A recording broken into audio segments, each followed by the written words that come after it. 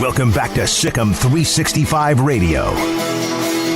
This is Paul Catalina's Top 5 at 5:55. Presented by Slapsticks Comedy Club. For ticket information, go to slapstickscomedy.com.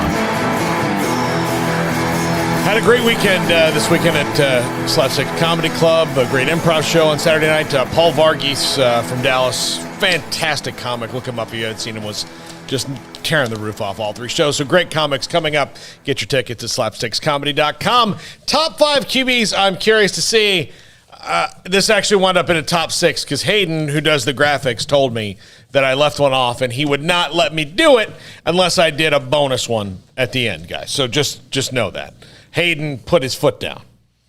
Are you surprised? So it's no longer the top 5 because you have made an exception. Well, I mean, I'm kind of afraid of Hayden. Like, he looks like a nice guy, and he's thin and skinny and all that stuff. He can algorithm your, you know what, out of existence. That's why. I'm afraid of his brain. I'm afraid of his brain. All right. Yeah. So, all right, number 5, JT Daniels of Georgia. Let's see what a full year means for this guy, the USC transfer. Is he going to be good? That mustache is really strange on that thing, but why is it anytime somebody has a mustache, it looks like it's what we have to think it's strange? Well, I mean, that particular mustache, like if looks it's like Tom he painted Selleck, it on. Yeah. Like Tom Selleck, it's not strange. But I'm curious to see what JT Daniels can do at Georgia. We talked to Anthony Dasher earlier, and with a full year, he might be a whole lot better. Okay, when your eyebrows are thicker than the mustache, there's a problem. Yeah, that should be the rule, right? Sorry to jump in. Yeah, go ahead, Craig. Oh, no, I was just going to say that I'll say something JT Daniels did that's really cool is he's going to split his NIL money with his teammates. I think that's a pretty neat deal that he announced that he's going to be receiving certain earnings from his $100 signature. He's going to be charging $100 per signature, and he's going to split 50% of the royalties on unsigned and signed cards, half of that with Georgia teammates. So that'll ingratiate him. Now, still got to play well for them to truly wrap their arms around you. But, there's a lot of hype for him, a lot of expectations for Georgia as we've documented, and excited to see what he does. Well, and you got to play well so people want that signature. Right, exactly, yeah. Number 4, Mackenzie Milton at Florida State. Now, look, they've got 2 quarterbacks, Mackenzie Milton and Jordan Travis, who are going to play. But Mackenzie Milton, look, just as a football fan, I know this one, affects me personally a lot, but just to see a guy come back from the injury that he had would be excellent. It would be excellent, and he could really, veteran leadership could really help that team that's been stuck in just a bog for the last, 5 years or so. He has the it factor. He makes plays. He's tough as hell. And, of course, we know what he did with UCF. What was that, been 4 years ago? Mm-hmm. Has it been 4 years? 4 years since he did that, yeah, so.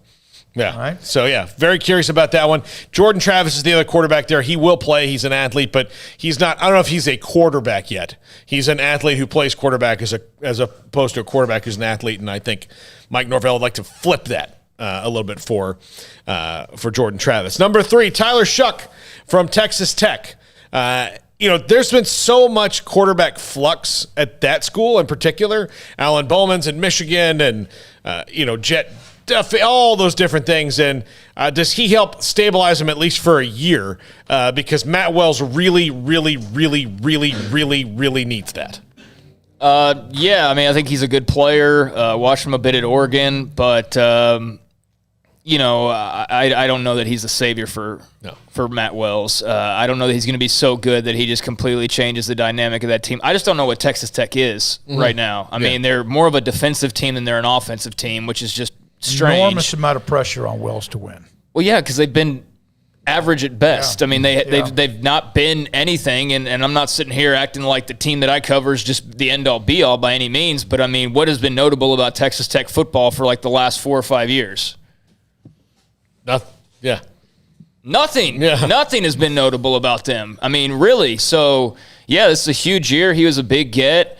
You hope that they can have some of that Oregon offensive success in Lubbock, and if they do, then maybe that's what kickstarts a new era in Lubbock for Matt Wells. But it's going to be a week by week type of year, I think, for Texas Tech fans. Yeah. Number 2, Jack Coan at Notre Dame won the starting job. Has a fantastic offensive line. He's got some playmakers, but again, there's a reason he's not at Wisconsin anymore, and so. he was the second best guy there, and now he's the first best guy at Notre Dame. So we'll see. I mean, like that's what I'm curious about, because Notre Dame's roster outside of him is pretty loaded. Yeah, it's one of the better ones they've had in a long, long time. I'm glad you brought them up. The 202.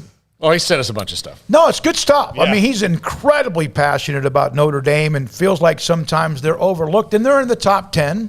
I mean, maybe they should be 4 or 6 or whatever. And I mean, they were really good last year when the ACC beat Clemson. But, yeah, he was talking about Coan when you had a list before among the transfer quarterbacks. Well, he had a big year 2 years ago at Wisconsin, and, Joe Burrow didn't start off at LSU. And I'm not saying Jack Coan's Joe Burrow, so nobody freak out in the chat. But you never know what a change of scenery is going to do for a guy. Justin Fields didn't start off where he started off. You know what I mean? So, like, transfer quarterbacks, just because you transfer, it's not always like, oh, well, they can't find playing time or they're not good enough to beat out that guy.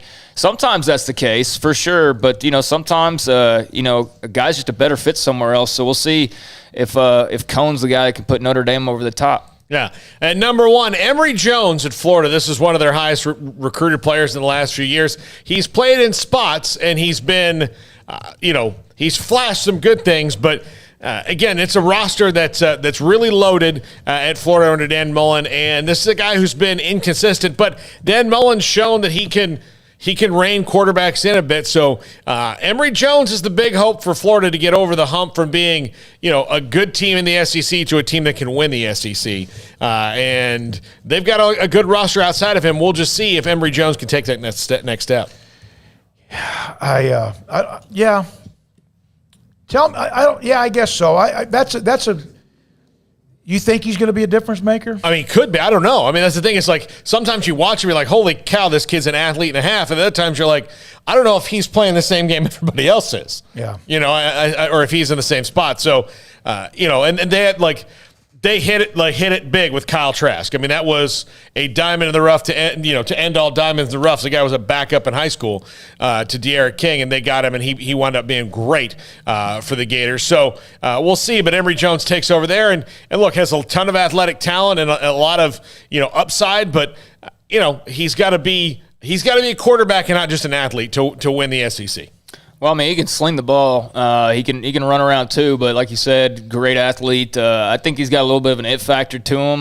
He's obviously waited long enough now at this point. So hey, take the opportunity and seize it. I mean, you're the guy now. You've been waiting to be the guy. Now you're the guy. So big shoes to fill, like you mentioned, following Trask's performance last year. But I don't know. I like what little I've seen of Emry Jones, and it'll be cool to see what he does with the Gators. It's amazing. You wonder where, and this is a question about Texas, where they would be had the transfer portal been in existence when they lost out and did not cultivate, or he did not play well in Garrett Gilbert.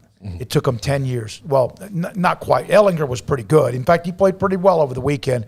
But, man, that's a decade where some teams were looking for a quarterback. And now you can get them just like that, even though it doesn't always doesn't mean it always works. And for Sam, I mean, there's been positive reports coming out of camp for him, but he played well the other night. It's amazing what NFL coaches can do with talent. Yeah. Don Williams, Lubbock Avalanche Journal on Kirby Hokut's response to the story about the alliance outside of the Big 12. Also, Eli Letterman, Tulsa World and Oklahoma State. Max Olson, Athletic.com, and Anthony Dasher on Georgia. Thanks to JD's in the studio right now. Jack McKenzie finally showed up.